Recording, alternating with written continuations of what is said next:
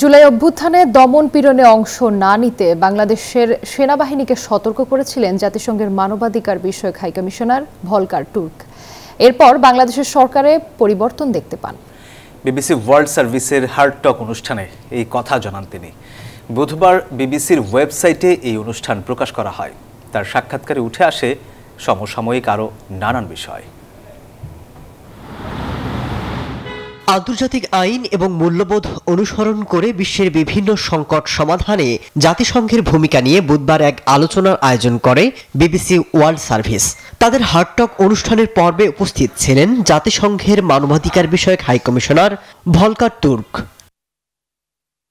অনুষ্ঠানে Gaza, Ukraine, Sudan সহ বিশ্বের বিভিন্ন দেশের পরিস্থিতি তুলে ধরে ভলকার তুর্ককে জানানো হয় এসব দেশের সংকট সমাধানে জাতিসংঘকে ক্ষমতাহীন মনে হচ্ছে।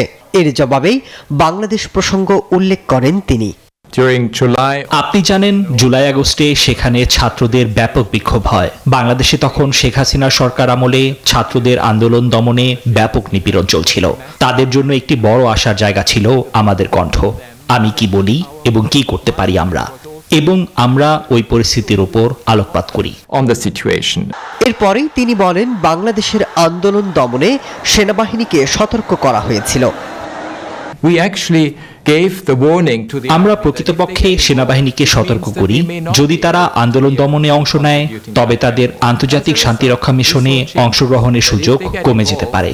এর ফলস্বরূপ পরিস্থিতিতে পরিবর্তন আসে।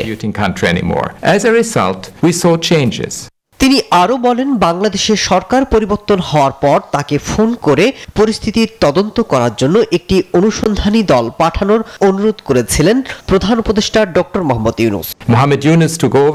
অধ্যাপক ইউনূস যখন অন্তর্বর্তী সরকারের প্রধান উপদেষ্টার দায়িত্ব নিলেন, তিনি আমাকে তাৎক্ষণিকভাবে বললেন একটি তথ্যানুসন্ধানী দল পাঠাতে, পরিস্থিতির উপর গুরুত্ব দিতে এবং সেখানে যা ঘটছে তা তদন্ত করতে। এগুলোই করেছিলাম আমরা এবং এটা কার্যত সাহায্য করেছিল। এছাড়াও সুদান, সিরিয়া, লেবানন, ইউক্রেন এবং ফিলিস্তিনের গাজার মানবাধিকার পরিস্থিতি নিয়ে জাতিসংঘ কাজ করছে বলেও উল্লেখ করেন Volker Turk. Masud Rana, news 24।